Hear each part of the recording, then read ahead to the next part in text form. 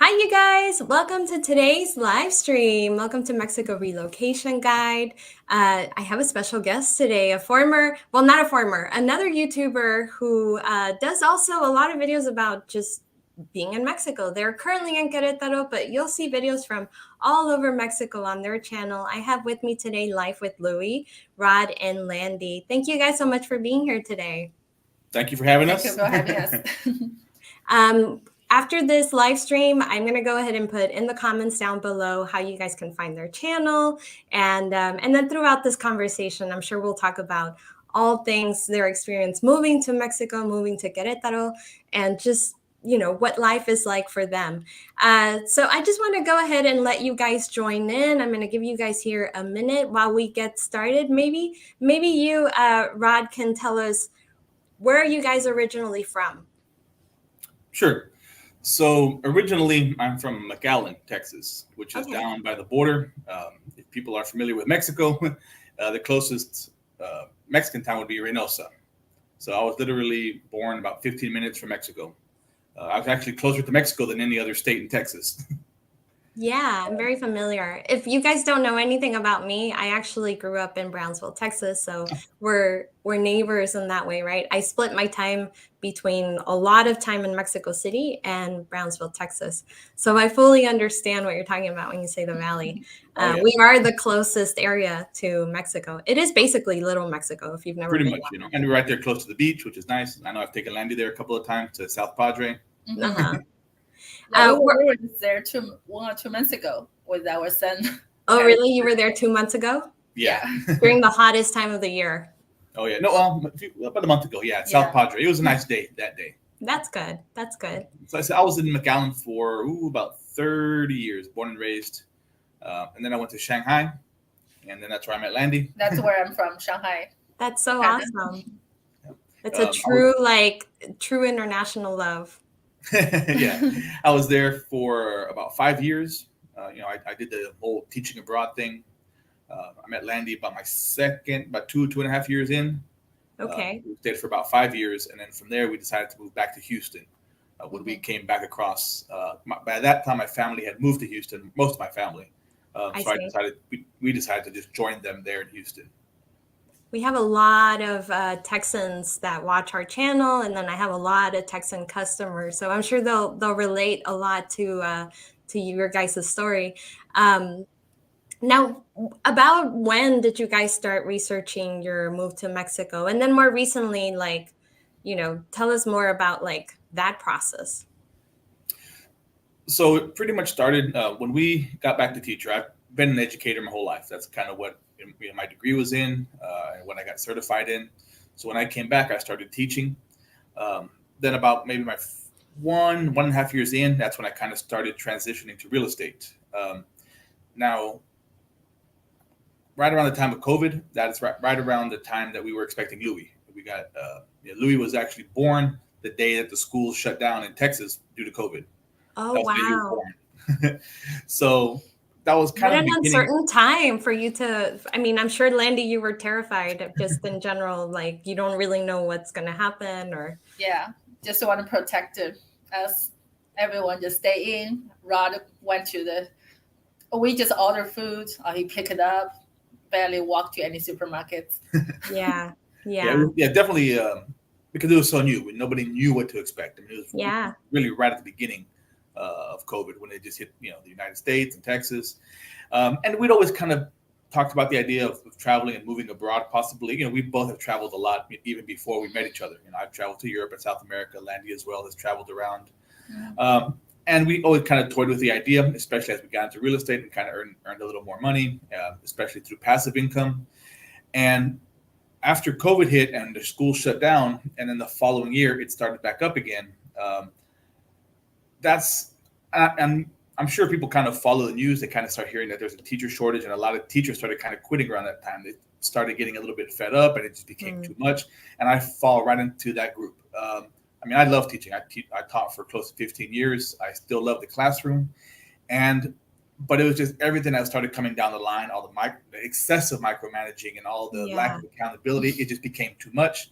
And really, because we had talked about it before, I just went home one day and said, you know what? I'm tired of it. I mean, I was physically feeling ill going to work. That's just how bad I felt. Oh no. And I said, you know what? Are you serious? Like about moving? Like, let's go. Let's let's look at some areas around the world and let's see what we decide on. And then that's when we did some looking in like Asia and Central and South America about places to go. And I think Landy's one kind of came up with the idea of Mexico and Querétaro. Yeah, I just analyzed everything from the location, cost of living, and the easiness to get back to Houston if you needed to in a moment's notice. Yeah. At that time I saw the direct flight only over 2 hours. Right. That's perfect. You fly to most place in the US more than two hours. So yeah, that's why we chose Querétaro. I know that time we also searched for many videos on YouTube, look into that. Like we chose Querétaro between like Mexico City, San Miguel de Allende, and Guanajuato. So in the end, it was, we have a young baby. I'm not going to take the stroller up and down many times. And Mexico City might be too big. And then also we heard about a bad earthquake. So in the end, we think Querétaro can be a better choice for us. So before that, you had never considered Mexico before, like when you, Rod, had gone to Shanghai, and you, Landy, being in Shanghai, you had never considered maybe one day you would be living in Mexico. Never thought about it. No. Yeah, never thought about it until we did travel in Mexico through the cruise. Okay. We went Mexico to City. Mexico City, and also Cabos, San Lucas, and Cabos de Jose. Yeah, it's just travel, but we don't know about Mexico that well. And I think even when we started looking into it, we looked into like central, a lot of the normal places people look into, like Central America, Costa Rica, and those areas. We did look into Asia, possibly Thailand or Malaysia, and kind of Mexico kind of came in at the end of the list. I think initially, but again, it was Landy who found Querétaro. I think like a lot of people, when they think of Mexico, unless they've done some research, most people don't know about Querétaro. And we talked the same boat. We had no idea Querétaro even existed until she kind of said, "Oh, look at the city I found." Yeah. And then I think another thing was, you just mentioned the COVID, so it reminds me of the whole situation. We did look into Malaysia, Thailand, but that time all the flights are very, very tight, and all the restrictions. We know Malaysia, they locked down. It's just not easy, especially for that moment. It's too uncertain. And at least in Querétaro, anywhere in Mexico, really, you can, if you needed to, you could drive to the United States. And Mexico was the one of the country just open. Like they don't even care. It's easy to fly quarantine, nothing. We just never had any restrictions, never had a mask, or not a mask, a vaccine mandate, never had a testing mandate. Basically, that's why tourism just like skyrocketed from 2020 to 2022, when all the other countries were obviously very locked down and very shut down. Mexico's went straight up. So that's very interesting. When you started looking into Querétaro, what stood out to you, like before you actually moved there? What you like? How I liked Querétaro? Yeah. What drew us to Querétaro? Oh, I think one is the weather. The weather is beautiful, and the city is safer, and one of the top safest city in Mexico. And also, it's pretty flat compared to San Miguel de Allende and Guanajuato. Sure. I don't like to hike, and especially those up and down drove me crazy. Yeah, especially with the stroller and having to push that. And and then maybe with like San Miguel de Allende is very charming and beautiful and colonial, but then there's like very broken streets. Right. Whereas Querétaro is more modern, and much more of a city-like. So, things tend to get fixed if there is a broken street more often than somewhere very, charming and kind of old worldish. Yeah, and I saw they have a big shopping mall, and their mall like huge. And I'm from big city, so I still need some modern city facilities. Yeah. Not totally just go from a big city to a tiny, tiny small town in Mexico. I don't think that works for me. Yeah, I think it offered kind of the best of both worlds. It definitely does have that colonial charm and the old world charm in the center. But again, as you start to expand into Querétaro, you do get much more modern facilities. And like you said, I think the weather is one of the things that drew us there. I love the weather. We both come from very hot places. McAllen, Houston, Shanghai, very hot, very humid. And so when she showed me the weather, I was like, oh, like that sounds wonderful. Yeah. And it's really true. For anybody who's watching and you don't know what the weather like is like in Querétaro, it's basically like springtime year round. I mean, the hottest it can get is like in the mid 80s, but that's like very hot. But it's usually like mid 70s to low 70s. And then at night it drops to like the 50s. Right. But it's just gorgeous and it's not too humid. It's very green, it's very lush, it's very beautiful. And that's what attracts a lot of people there because, you know, so many people are so focused on just the places that get publicized by places like International Living or these other companies where they only talk about like San Miguel de Allende or like Chapala or Playa del Carmen or Puerto Vallarta or, you know, these like big expat hotspots. But I think Querétaro really is starting to like become one of those places because it's getting talked about so much. I think so. Have you noticed that like more and more people moving there? Yeah, I mean, definitely just by when we did our research from the time before we moved there to the time we got there, we've noticed, or maybe it's just because we are into it a little bit more, but it does seem like it's becoming a little bit more noticed than before, you know. And we even thought about, you know, the beach areas as well. Like most people, we thought about that, the dream of the beach, you know, sandy beaches and go to the beach all day, every day. And but then we thought better of it and like, yeah, it's a nice dream, but after 2, 3, 4, 5 months, a year, do we really want to be in that hot weather, sandy, kind of dusty, like every day? And we're like, let's try something a little bit different. Yeah, like you can always go visit. You don't have to necessarily be there. That's what she said. Yeah, exactly. If I live in the beach town, probably I don't go to beach every day. Exactly. Or visit most people beaches, don't. Right? If you already live at a beach, are you going to go vacation at another beach? Exactly. Yeah. Most people who live on the beach, at least that I know, like all family members that live like in Playa del Carmen or Chelem or any beach in Mexico, like they maybe go once a month or when people visit them. Right? Yeah. So you have to think about. I have lived in the beach city in China, the very South China. There's a beautiful beach there for 6 months. I love the beach that time, but that's how I got those feelings. After 3 months, 4 months, I got so bored there. Yeah, exactly. Like, I don't even go to the beach. Exactly. It's just there. So you're like, I know the feeling. It's the same in Querétaro. You're not going to go to the mall every day, but you know, you might go once a month. Like and it's an important part of your lifestyle, you know? So how long did it take you guys because it sounds like you literally, Rod, you came home and you were like, I'm done with being a teacher. I'm done with the school district. I'm done with this. Like they're putting a lot of responsibility on teachers. So I totally feel for you without really like, you know, compensating for it, right? In other parts.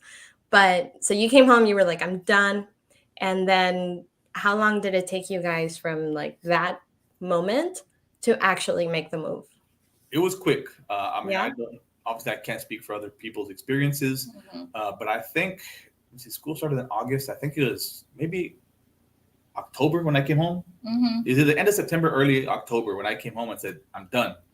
And about a week or two, maybe after really talking about it and discussing it, I went and I put in my resignation. I said, I'll stay to the end of the semester, which is December, and I'm not coming back. You know, so I finished out the semester, and then we moved in at the end of February.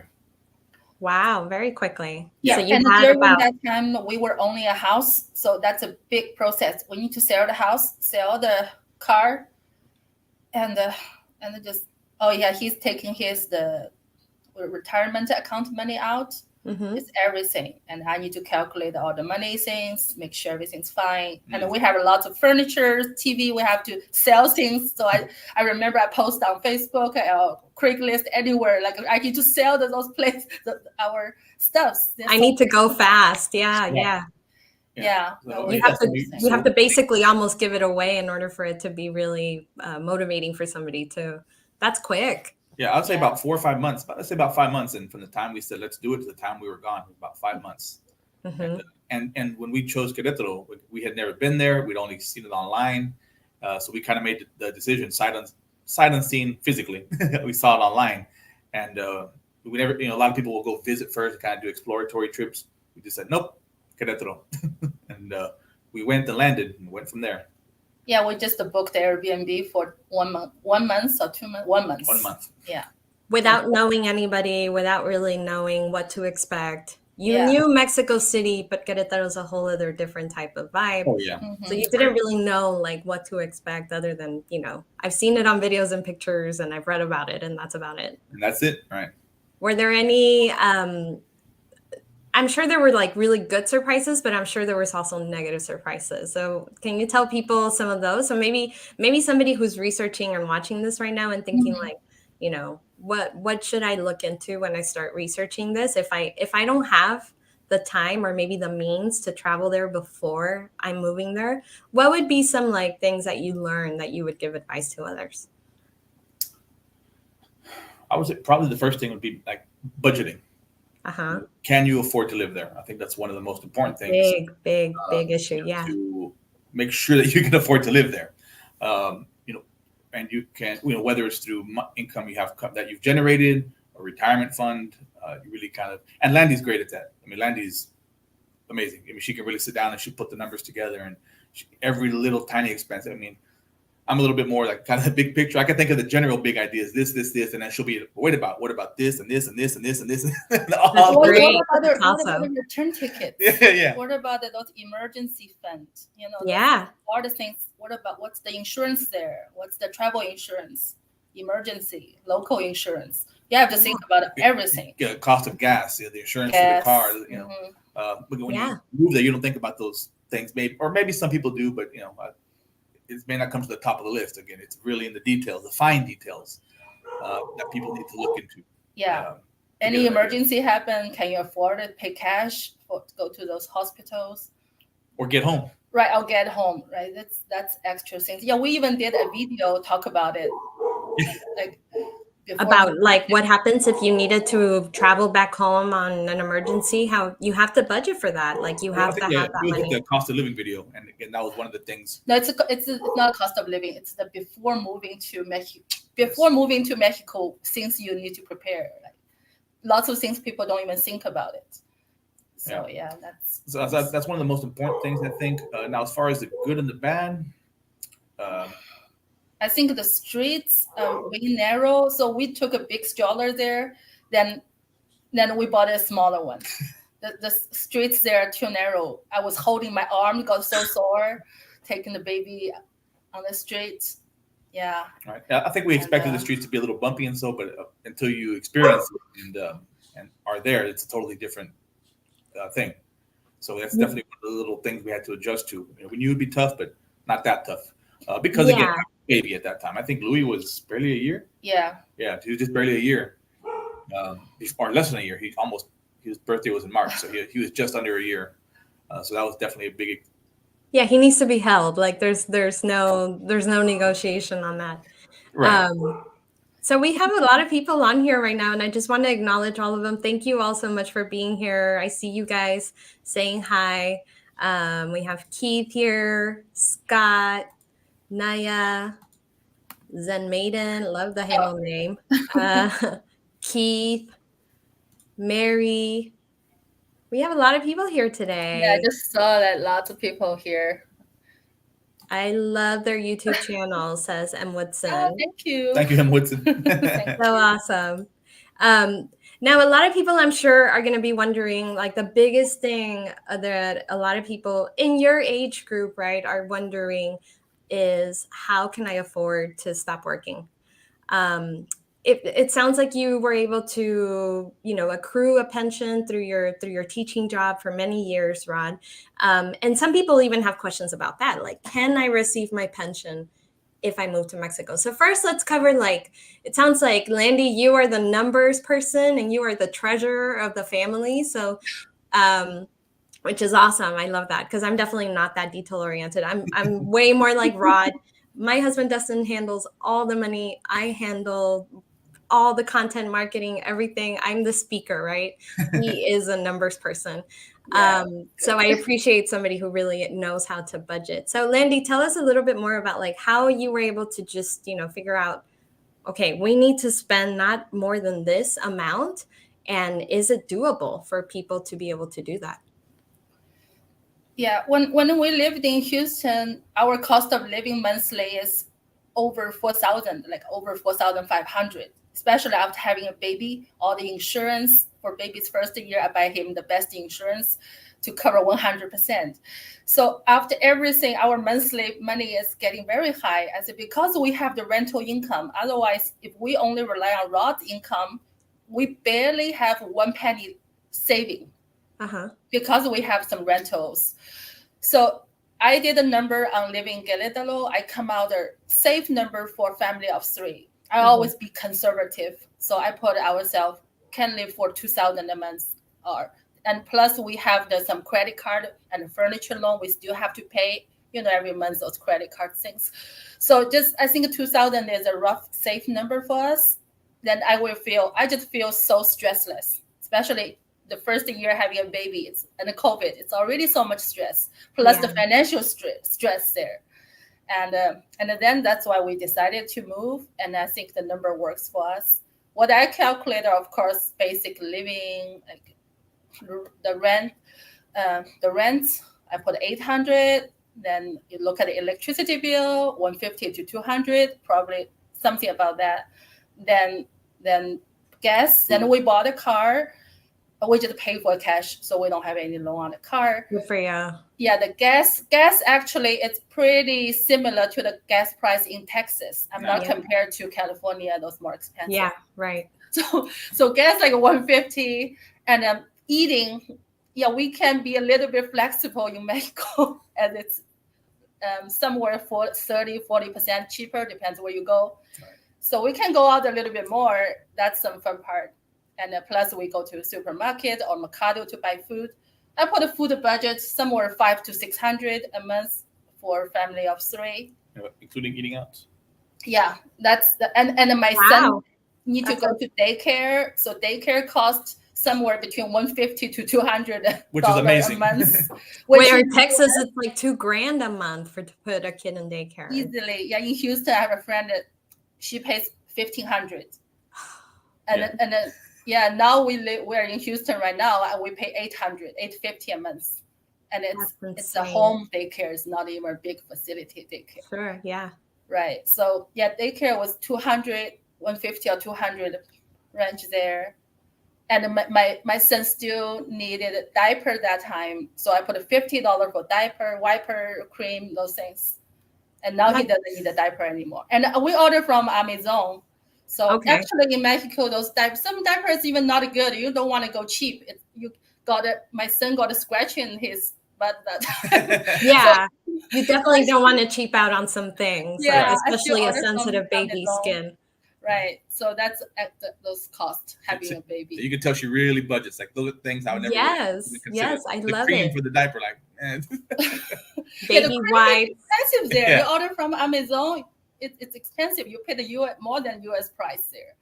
So, are there any tips that you can give people who are watching that maybe even if they don't have kids? Like, did you go to grocery stores, websites in Mexico and start looking at these items so you could get an idea of what they were going for? Or how did you know what those items would cost in Mexico?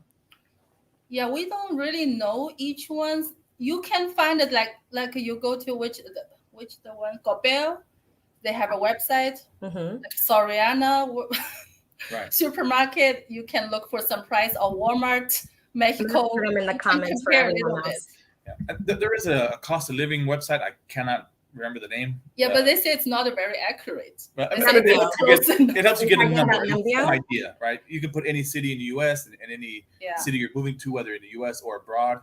And then it kind of gives you a comparison. It may not be the most accurate, but at least it gives people some idea and kind of gets them started in the right direction.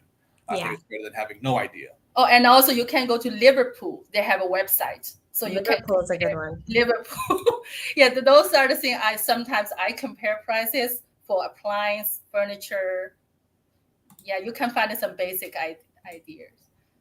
I put them up all the screens so you guys all know what she's talking about and which grocery stores or stores in general. Liverpool, for example, is a department store. Right. Coppel is kind of like a Target in a way. Yeah, it's kind of like a department store. A little bit of everything. A little bit of everything. They have a lot of payment plans, but you do need to have credit in Mexico for you to be able to apply for those. And then Soriana, Walmart, you'll hear others like Chedraui. And then, your local markets are really the truly most inexpensive ways to shop in Mexico. Right. The mercados, but of course you can't really get info online about that. Yeah, there's no information online about those. Those are, the price may change daily, actually, right. Because it depends on what those people harvest on a daily basis or weekly basis. Right. That's so interesting, and you guys are so adventurous, and I love it. Some people might take years to research their move to Mexico, and then there's people that take 4 or 5 months, like without having really known anything about a city, and just take the plunge. So how did you guys go about when you arrived? How did you go about knowing how to get around, knowing, how to find your actual rental? Like, give us a rundown of how you guys got your footing. So I think when, like Landy mentioned earlier, when we first arrived, we just went through Airbnb. We'd heard that's kind of the best way to go. Yeah. We did a month, and that's, I think, pretty smart, somewhere between 1 to 2 months. So you can kind of start exploring the town, the different areas of town, see what you like. And at the time, we were working with a realtor, and she helped us kind of look around for different apartments, because we knew we only wanted to be about a month before we moved in. And I think with maybe pretty similar to a lot of places in Mexico, especially interior, it's usually pretty safe to start in a centro, because again, that's where most things are going to be. And it's going to usually be easy to walk around. You're going to have a lot of amenities very close by, walking distance. And most people show up and they don't have a car, just like us. Mm-hmm. So we decided to stay in the centro. Again, everything we needed was just right out our door. We were in a very, very central location, very good. But some things you better be aware of if you live in the central area of most towns in Mexico are fireworks and church bells. Loud. Yeah. Those church bells go off at maybe 5, 6 in the morning. Fireworks can be any time of day, any time of night. So just be prepared for that if you stay in the centro. And if you're a light sleeper, you may not want to stay there, or get some good earplugs or something. Yeah, and earplugs might not even be strong enough because they might be setting them off next door. So if you're lucky, they're setting them off streets away, but you might not be so lucky one night. So right. Yeah, I definitely agree with Rod. If you are very sensitive to noise, just be honest with yourself, right? Like, you might really want to be close to a city center, but you have to be honest with yourself. Like, that is where the noise will come from. Right. And again, in most cases, Querétaro's not that known for it, but other places may be known for like clubs and nightlife. Mm-hmm. And you see a lot of those on the threads online, like, oh, I'm here at my Airbnb, or I just moved into a place, and it's 3, 4 in the morning, and I just hear the bass going. Like, yeah, you better be aware of that. You want to be where the action is. You better be ready for all the action. Oh yeah, talk about Airbnb. Yes, I have a friend rent a place there outside in Querétaro. She rented Airbnb first, then she signed the lease with the landlord. So I like the location, everything's fine. So for 1 year, then she told me, no, my God, you know what? My left door, my right door, both are Airbnb. I didn't know that until those parties keep going on. I couldn't sleep. Oh, no. And now she signed a lease for a year. Yeah, so I think that's some warning for most people. You got to check who are your neighbors. Are they Airbnb or homeowner? What kind of people live there? If I agree. You never know. Right. People party there. Yeah, before signing a year lease with somebody on Airbnb, anywhere for that matter, see if you can negotiate a 6-month lease, right? It's not always possible, and sometimes a really good deal is too good to pass up. Like, if you find an amazing rental in your budget, it's fully furnished, you love the location, you might want to move on it, especially in a very populated city like Querétaro, where rentals go fast. Something's available today, it might not be available that evening. Sure. So they go fast, and you have to jump on some things sometimes fast. But I totally agree with you, Landy. Once you're signing a lease, you're signing a lease for a year, and some people do break them, but just do as you would in your country, right? If you are signing a contract, assume that you are going to be held liable for the rest of the terms of that contract, right? And also, if people could talk to some neighbors, ask them how's the water. But my friend also told me the water always got issues. She keep running down. Use her poor Spanish to talk to the maintenance people about the water all the time. So that's something they also didn't know. Water pressure in Mexico. Yeah, great point. And internet. What about Spanish? So I assume, Rod, that you may know a little bit of Spanish because you're from the Valley. Yeah. But assuming that you don't know anything, and Landy, I don't know if you know any Spanish, but no. My level was 0. I maybe only know hola and adios. That's all. Yeah, help or something like that. Ayuda or something like that. Yeah, so I just used I bought the on the Duolingo app, so just learning Spanish. But still, it's never be that good.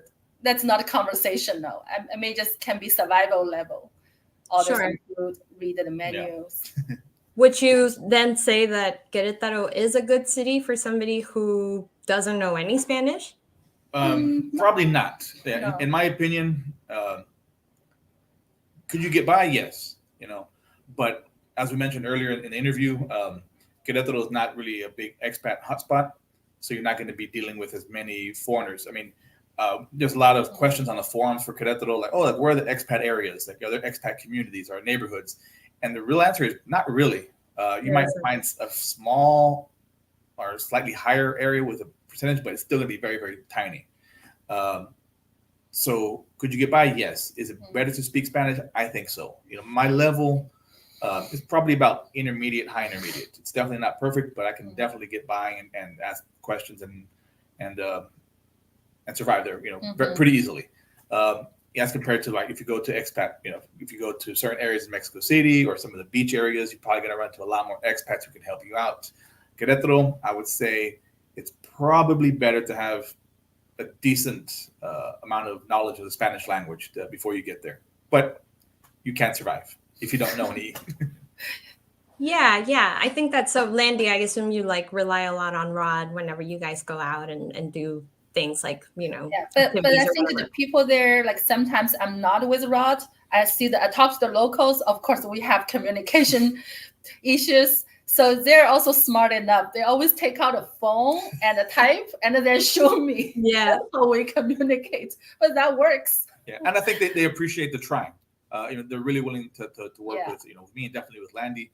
And if she approaches them and speaks in Spanish, the people in Querétaro have been very friendly, have been very warm, and very understanding, especially for someone who doesn't. They're definitely going to try to help you out if you don't know Spanish.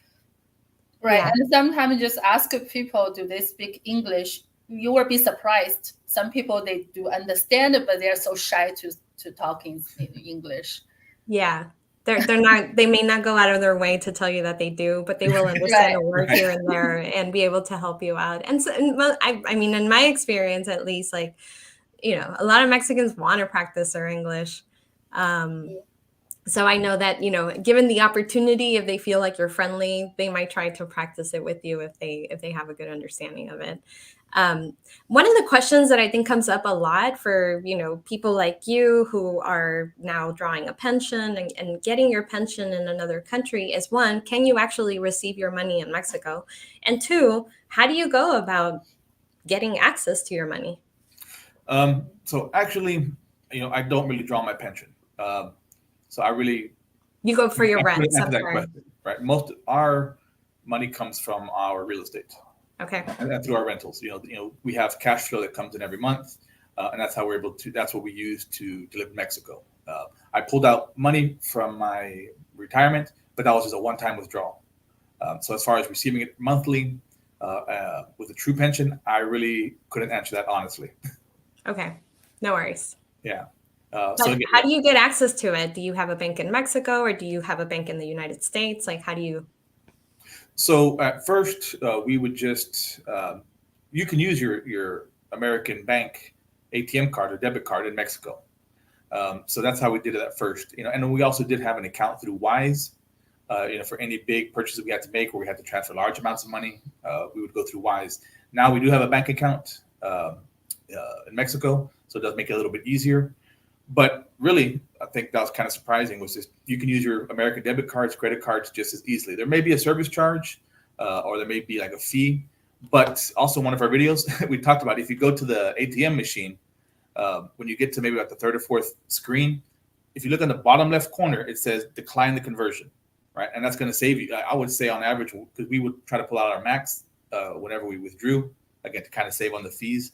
And you see a difference between maybe $40, $60, $80 by just declining the conversion. So, and I always remember on one of those threads, somebody who said, I've been living here for 2 years and I never knew that. So wow. Imagine, you just saved them a ton of money that right, whenever they go $80 withdraw. every time you withdrew for 2 years, how much they could have had in their pocket. So I think it's something definitely just to remember. If you withdraw, decline that conversion, you're usually going to get a better rate through your bank. I just learned recently that PayPal also has this option. So if you want to decline, like if you're paying somebody in Mexico through PayPal, you can actually go through some of the steps to decline the conversion that PayPal automatically does, to save you money as well, because a lot of services accept PayPal. So just FYI for anybody watching, if you're paying for a service through PayPal, or maybe, you're getting custom furniture done or something like that, it's more common with solopreneurs. Just know that you can, if they're linking to a Mexican bank account and you're paying from a US bank account to a Mexican bank account, then you can actually decline the conversion too, so that your bank does the conversion for you, as opposed to PayPal, which is obviously going to be in their best interest. It might be really bad. Like if the dollar is going for 19 pesos or 20 pesos, they might give you 17 or 18. Right. So and also one more thing is different ATM from banks. You can pour out different amount of money every time. Like right. Most money we got from HSBC Bank. Right, HSBC and Banorte, you could pull out about 15,000 pesos at a time. I went to some other ones and they don't say, like 9,500 or 10,000. And then their fees are going to be different. I think HSBC, as far as we know, and Banorte charge pretty reasonable fees, maybe like 30 pesos, 45 pesos. Nothing, yeah. To withdraw that amount of money, that's really right. And the other ones were like, maybe 180, which is, so it can vary widely. So you want to make sure about all those little things because, again, the long run, it can save you a lot of money. Yeah, especially if you're paying your rent that way every month, which I know in Mexico is a very common practice. So a lot of people, run to the ATMs to get the cash that they need to pay their rent. And, if you're getting charged on top of that, the conversion rate from the bank, and on top of that, and not in your favor, like it might not be the best conversion rate because you're going to have to convert anyway. But on top of that, you're getting charged an extra fee. Then maybe HSBC, if you're in Queretaro, might be the best option for you. So let's get, no worries. Let's get into what it's like to have a kid in Mexico. If you don't mind, Lindy, maybe just giving us like your experience. He was very little when you guys moved to Mexico, so it's very easy for him probably to acclimate. It probably isn't as hard as like somebody who's a teenager or like in middle school or something like that. But for you, what has that been like? Yeah, one thing is at the beginning we were always looking for a park for Louie, but in the central there are not so many big parks. There are only one or two, but one big one, one small one. Then we drove out a little bit. Then we found that the lawn was a little bit dirty. At that time, Louie couldn't walk. He just climbed around. Yeah. And I think it's too dirty for him to climb on it. But later on, he grew up. He couldn't walk, so it's much easier. We took him to different plazas, so he can just walk around, play around. But not for the facilities. I think there's a lot of facility for kids are running down. And we took him to the park in Alamos. Alamos in Querétaro is one of the nice neighborhoods. Yeah. And we took him to the playground, all the slides. I got excited. Also, that's a big slide there. We drove all the way there and I got disappointed. I said, whoa, that's broken there. Louie's foot can stuck in the middle. Yeah. Like there are a few places they just less of maintenance. Like such a nice neighborhood. Right. There was like a little rope bridge, and like the rope bridge was broken in the middle. Like there was a board. Some of the plastic on the slide, like towards the bottom where where the kids land, was broken, so they could catch their feet. And that's what we noticed with a lot of parks out there. Definitely not of the standards, I guess, of the U.S. or Canada for the most parks. Mm-hmm. So if you do have a child, that's something you got to be prepared for. And especially in Central, like you mentioned, the only place we could really take him was to the plazas, and he could run around. He had fun, and they're definitely safe for that. But as far as things for him to do, like slides and swings, not really. Yeah, unless you live in like a gated community that has its own parks and then you pay like a monthly maintenance, which that maintenance goes to those kinds of things. But if you're relying on like the government is really good at making a big deal when they open something up that's new, but not really good at maintaining it when it goes downhill. Right. So that's just something so the last year we bought a house. It's mainly for the family and the kids. So yeah, and we were also disappointed for such a nice neighborhood. Yeah. We just saw all the swings were broken. Yeah. And it took 6 months or until a couple of months ago, finally, that what took them that long to fix those 3 swings? It's totally broken. And it's enough people complain. That's what took them that long. They were waiting to see. Yeah, but yeah, where we live definitely is one of the nicest green areas, green spaces that we've seen. Yeah, it's huge. It's much better. Yeah, huge park, nice area. Definitely better than as far as for those facilities. Definitely better than the center area, Queretaro. Yeah, I think that's something the people who has kids need to be aware. Even in the park, a lot of places maybe you got a hole there, something like we went to the zoo. We were like, what the heck here? Like the kids can fall there. There's an animal there. Yeah. And then they just block some way and then leave some holes there. Like, what's wrong with that part? Yeah. Yes. If you got fast kids like Louie can be, they can fall over real quick. Yeah. They rope it off, and we're talking about like the less dangerous animals, but of course all animals can be dangerous, like the gazelles and stuff. They kind of have a raised wall. Sure. That's where they kind of keep the animals in. But there'd be some ropes or like some shrubs, and then they stop the rope, and then you go down a little bit, and there'd be no shrubs. And so it'd just be like maybe a 4-foot fall off, and you could just fall into the pen. Yeah, so dangerous.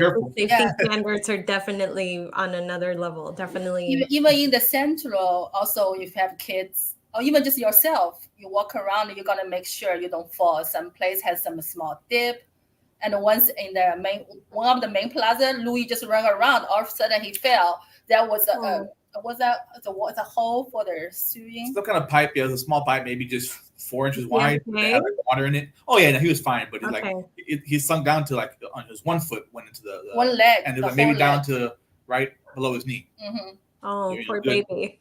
Right, and but I bet he'll learn. Like he needs to watch where he's going. Yeah, it's not our fault. It's his fault. Yeah, or you, mom and dad, probably are like, oh, we probably need to. That's what the workers were saying. Not us. Yeah, exactly. Yeah, it's funny.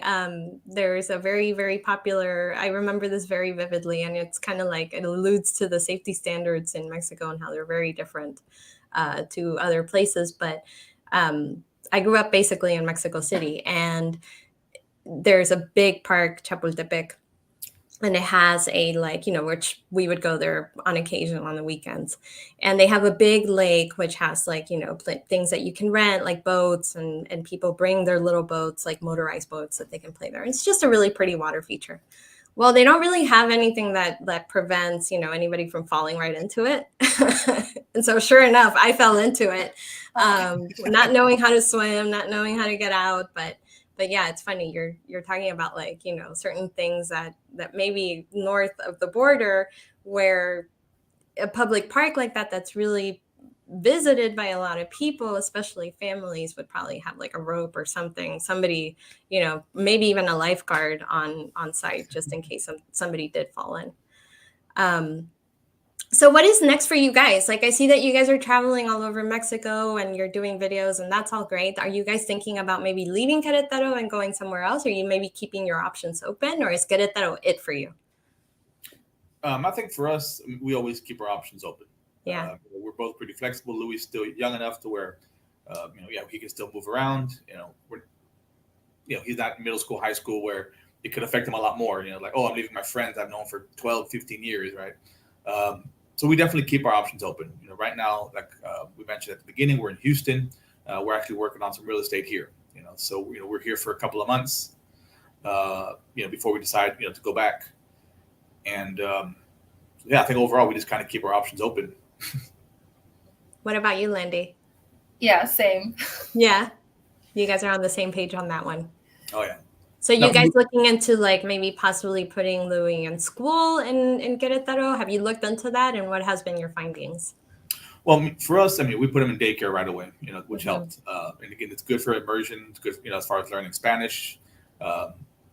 It's good for socializing with other kids. Him being an only child, it's good to be with other kids, and he is extremely, extremely flexible and friendly with other kids. And I think in part because of the daycare he's attended, we can be anywhere in public, and he just goes and sits down to any kids he's never met. He'll just sit down next to them, talk to them, play with them.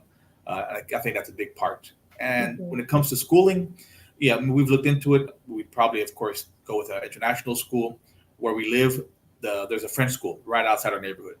So for convenience wise, that's probably where he would go. There are some other international schools close by, and then there's some technically, I guess, which people consider a bit more qualified, like the JFK school, which is the American school, but that's way on the other side of town for Queretaro. So do we want to send them there, or convenient, send them right outside the neighborhood? It's a French school, but they also have an English program there. So we've definitely looked into those programs. But what you also said, the cons is not lacking of some after school activities, maybe those things. Yeah. As compared to here in the US, I think in Mexico, and again, correct me if I'm wrong, anybody out there, I don't think they offer as much extracurricular activities after school. And when you're here in the US, once you start getting to middle school and later, there's so many clubs and whether it's sports or band or art or, even at my high school before, the anime club, student council, whatever you may have an interest in, you can always join something. I don't seem to get that in Mexico, or, unless I'm wrong and I've just not seen it.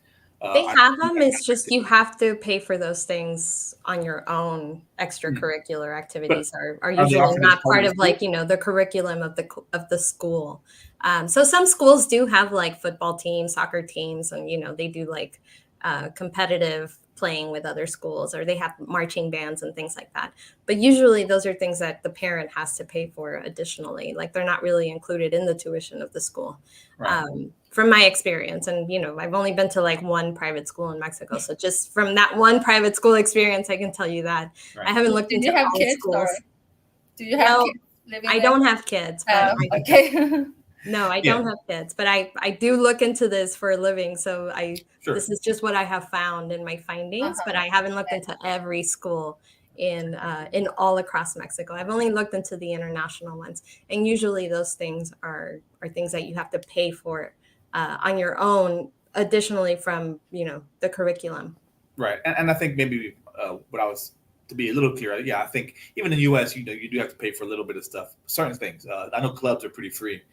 But I think that like in the US, it's like every public school offers these things. Like it's not maybe one or two. Like if you go to middle school, you go to high school, they offer band, art, the student council, football, baseball, volleyball, anything. It's at every school. So I think that's good. You don't have to go to a special school to get those kind of activities.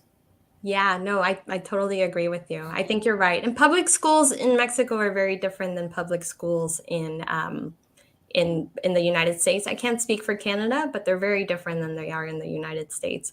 In that, the funding isn't exactly there like it is in the US. In the US, we pay taxes on properties and so many things go to the school system, which I'm sure, Rod, very well what goes into the school system.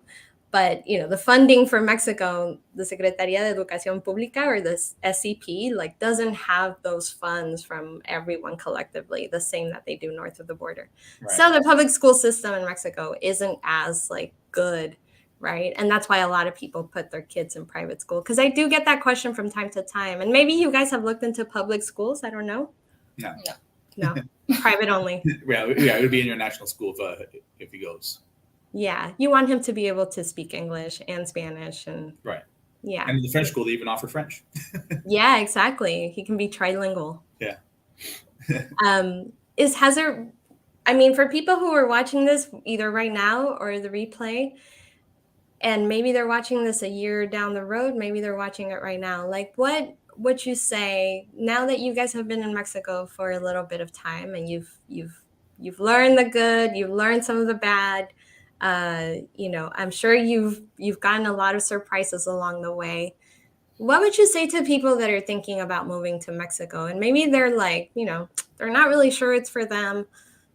Maybe some people are, but the people that aren't really sure it's for them, what would you say that they need to look into for them to see whether, it's a deal breaker or not. Maybe one thing you always hear about Mexico is the pace of life, which could be good and bad. Definitely when it comes to scheduling and keeping appointments, in Mexico, they can definitely work on their own time. Right? They can say, I'll be there, ahorita vengo, which means I'll be there in a bit. And that could be 15 minutes. It could be 4 or 5 hours later, So even if you have things to do, that could kind of affect you. If you're a busy person, have a job, you better be prepared to wait for someone to come to take care of some work. They're definitely on their different time schedule. Good point. Yes. Yeah. So type A personalities need to maybe not be so type A. He indirectly pointed at you, Lindy. I'm just letting you know. Yeah, it's okay. Yeah. You've had to learn to adapt, Lindy, to the slower pace of life and that things don't happen fast, and maybe even Mexican bureaucracy. Yeah, I do. I'm a faster paced personality. I do everything. I like to be on time and be productive. Everything just go, go, go. Yeah, that's kind of a little bit slow. But yeah, that's how it is. But we live in Mexico, also try to slow down a little bit. Yeah. But it's also kind of against my personality. I'm not really a slow person. Just that's how I feel. Yeah. Then I think just maybe like standard of living or quality of living. But I think that's to be expected when you go to Mexico and like South and Central American countries. But again, until you experience it, it's definitely something that you may need to get used to. With water pressure, or drinking water, or the markets. Some people talk about, I'm going to go to the mercado, and then they get to the mercado, and there's pig heads, just out, sitting, looking at you, not refrigerated, all the vegetables, and it can really, it might freak somebody out. Yeah. And that freaked me out. The pig head. I walk around, I was like, I saw pig head just hanging around. I turned back, I saw a whole pig hanging there. And then just in the morning, it just shocked me. Now I'm getting used to it. And it makes some of the best part of the carnitas, I may add. Yeah, we do go to mercado a lot to buy those meats. Yeah. What's the leg we buy? The chomoros. Oh, yeah. Delicacy. Yeah. And it's kind of weird sometimes that some stores have like the multiple registers to get something. You take them to the register, and then they give you a ticket, and take the ticket to another counter, and you go pay at that counter. And then you think maybe they'll give it to you there, or you go back to the first counter. No, you go to the third counter. And then you give them the ticket that you paid, and then they give you your material, whatever you buy. And it's not everywhere, but it definitely does and can happen. So don't just think you're going to go pay, and that's it. You're going to get your product all the time. Of course, grocery stores, yes, but I think like the Copels and places like that is go point A, point B, point C, and then you finally get your product. Copel is better. Yeah, a little bit. Yeah. Right. But there's little stories, so you have to be prepared for that to happen. Yeah, probably that it's not quick. They just want to produce more jobs. It could be. Right. So each person you have to stand here, you gotta pay. So they don't want to cut people. I think it's actually to like prevent people from stealing things. So it's like because they don't have like a theft department, right? Or Copel, you can let us know if we're wrong, but yeah, I think it's because it's like it's a safeguard to make sure that people aren't like taking something and just running with it. Which brings me to a really good point, and a lot of people don't realize this, but Mexico is not a returns culture. Like most sales are final.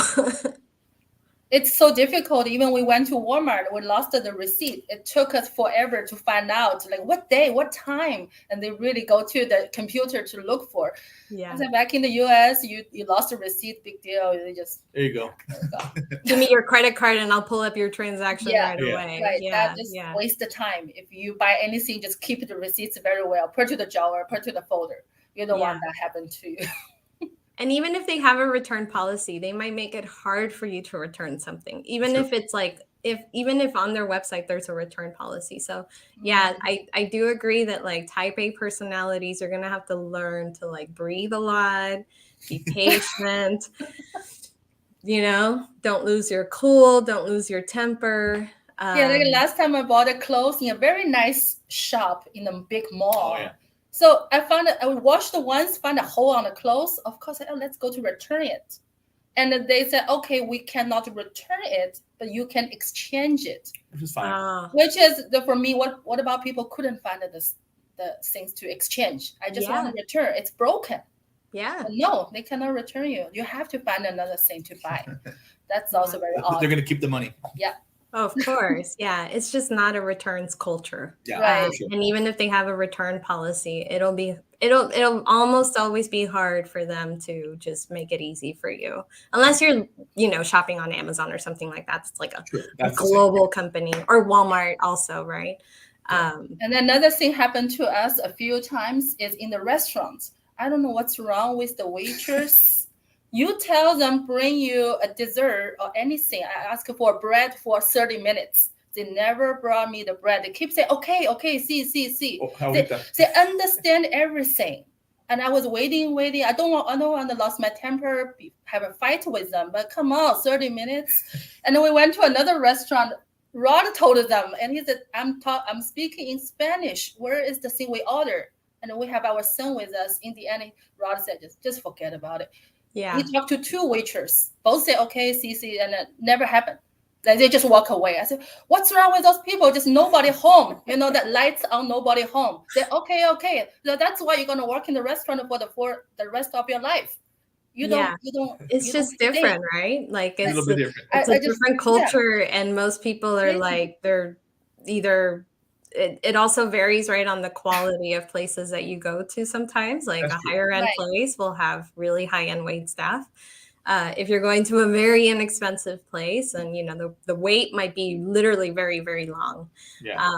So you just so anybody watching, you just have to learn to know those differences about even at a grocery store, right? There's levels of grocery stores, and some have like fresher food and higher quality meats and higher quality, kind of like in the United States too. Right. But I think that's a good point, Lindy. I think you have to know, like, you may have to be really persistent sometimes, right? Sometimes you might just have to be like, I give up. Like when we gave up, when I finally got it after 4 times talk to them about bread. I said, it's I not don't want ready. it anymore. Tell me not ready yet. It's okay, but don't say, okay, I bring it and never brought it. Right. What about safety? That's I'm sure you guys were told by your family members, like, why are you moving to Mexico? Or friends, right, and family. So what about safety? How do you guys feel about safety, and particularly Querétaro? I know you don't live everywhere in Mexico, but let's talk about Querétaro. Yeah, and that's one of the, I don't remember if we mentioned it, but that's one of the reasons why we chose Querétaro as well. It is considered one of the safer states and safer cities in Mexico. Mm-hmm. So when it comes to Querétaro, we have always felt safe there.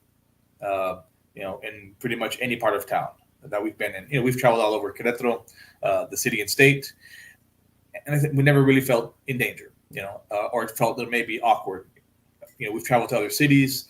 Once you get or travel on the road, you can always, then there's some, because you hear the stories, of course. So once you travel out of Querétaro and you're on a highway or some road, and you see a roadblock, Mm-hmm. what's that roadblock? Is it the police? Or to someone else? You don't know. You don't know until you get to that point, and then you start talking to them. Or even other cities. So you might walk into an area. You might pass through an area of town. You're somewhere going to another part, and you pass through an area, and then it might just be a feeling or look that people give you.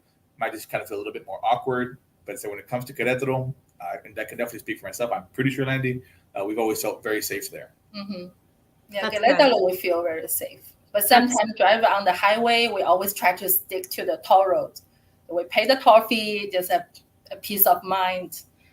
And some part maybe not the toll road, and I got a little bit scared. But during the day, it's fine.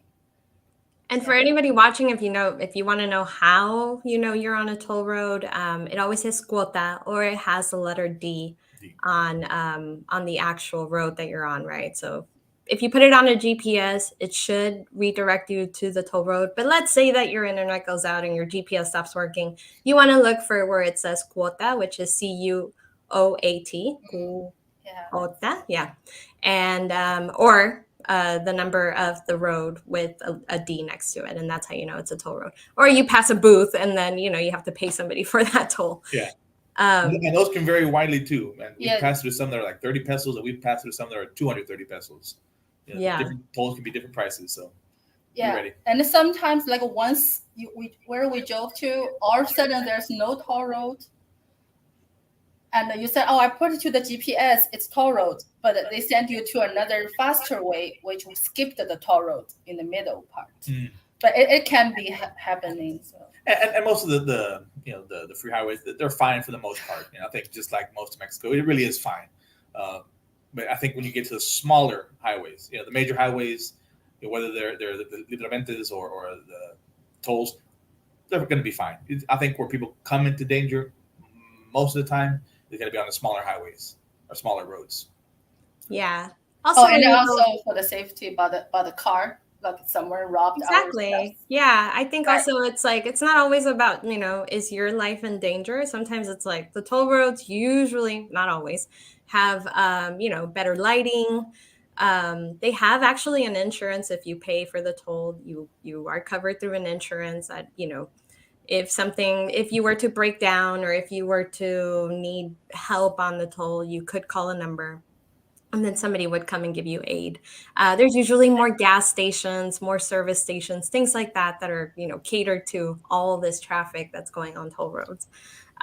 So just FYI, like there are certain things that are beneficial to not only personal safety for anybody watching and being like, oh, now it's scary to drive. And I know a lot of people are thinking like, I will only fly in and fly out and I will never drive. Did you guys actually drive from Texas to Querétaro? No, we flew, but right now we're in Houston. We drove from Querétaro to Houston. Okay, how was that? Long. Yeah. Again, anything with a child is always going to be a little different. From Querétaro to McAllen, which where now my family is again, that's about 10 hours. So if traveling by ourselves, you could probably do it in a day. Start early in the morning, you could probably be there at the end of the day. 1 stop, 2 stops, and you're done.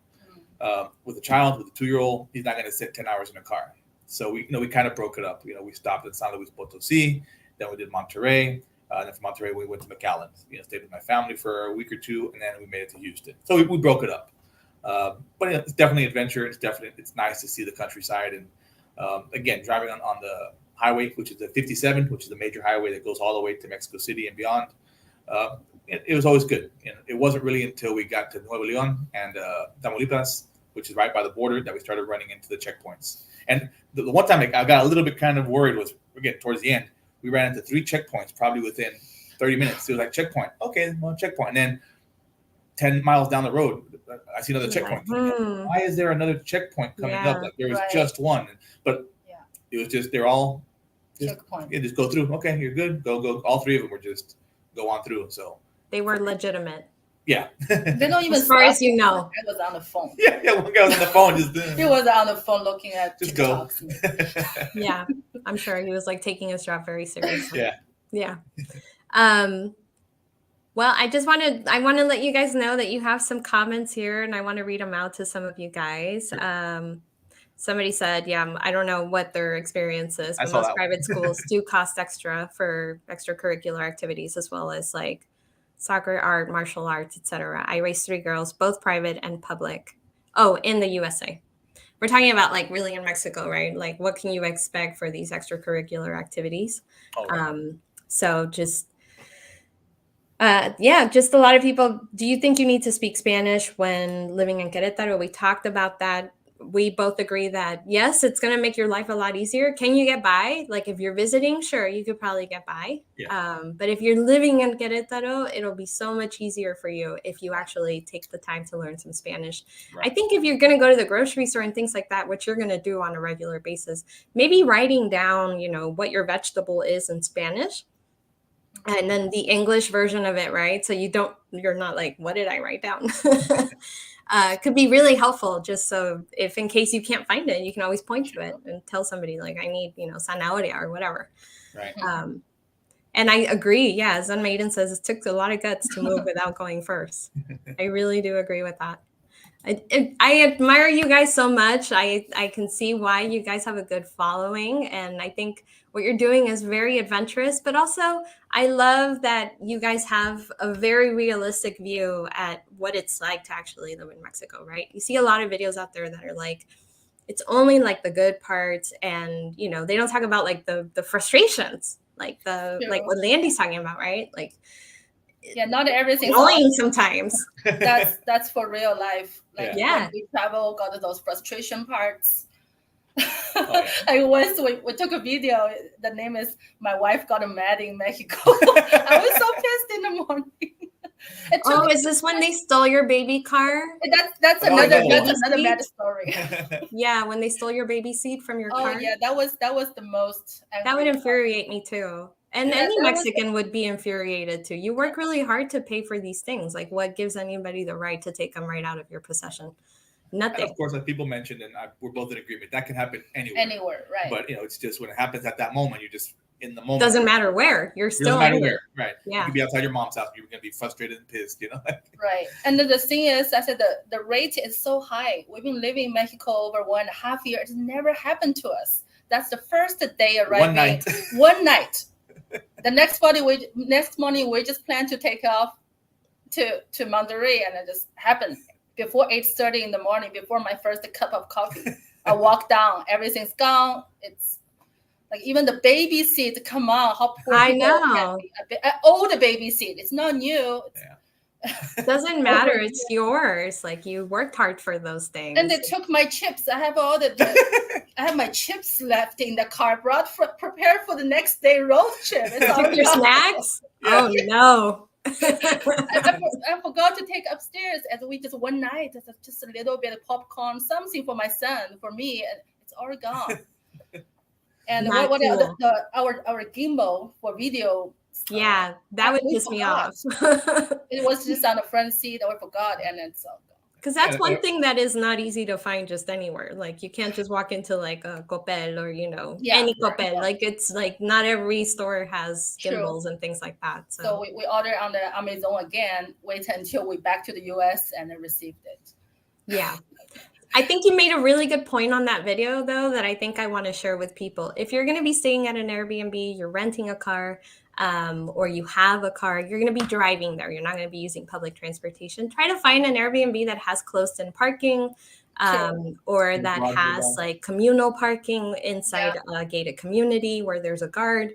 Something like that to just help you make sure that you can sleep at night and knowing that your car's being watched. Right. Yeah. I think that was a really, really good tip. That's a good tip. That's also the lesson we learned. Yeah. Even the host told us, "Oh, just park there. It's very safe. Fine. You can just park right in front of the building." And we literally parked right in front of the door. We walked to the door straight to our car, like 2 feet. Just your luck. Yeah. Yeah. Yeah. Well, I want to thank you guys so much for joining me today. I know you guys have responsibilities to get to, and I thank you so much for sharing a little bit of your story with us and everyone that's watching. You guys have, you know, some of your followers here who are so excited to see you guys, and maybe they learned something new that they didn't know about you guys today. But I want to thank you for spending this time with me and sharing just a little bit about what it's like for you guys and your experience. No, we appreciate the time, and we appreciate everybody for tuning in. You know.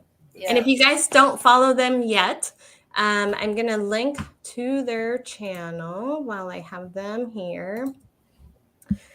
Bear with me, everybody. I'm gonna pull it up. You guys have the direct link, because there are a couple of lives with Louie. Yes, I forgot about the cartoon. Yeah, and I want to make sure that they're going to the right channel. 1 second. So it's in the comments, you guys. Go follow them if you have not. It's Life with Louie, but there are a couple of them with that channel name. So if you go directly to the comments right now, I've just put their channel on the comment section. So thank you. Thank you, Rod. Thank you, Landy. And yes. Yeah, we'll keep in touch. Maybe we can do like a year update or something like that. Absolutely. See where you guys are at. All right. Thanks everybody for joining today. Stay tuned. I have another live stream coming soon. next week on the 17th at 6 p.m. Central. I'm going to bring on a healthcare provider, agent, not provider, agent broker, who offers a variety of different options for people moving to Mexico. And I know healthcare is like one of the biggest questions that people have. Like, can I afford it? What if I have pre-existing conditions?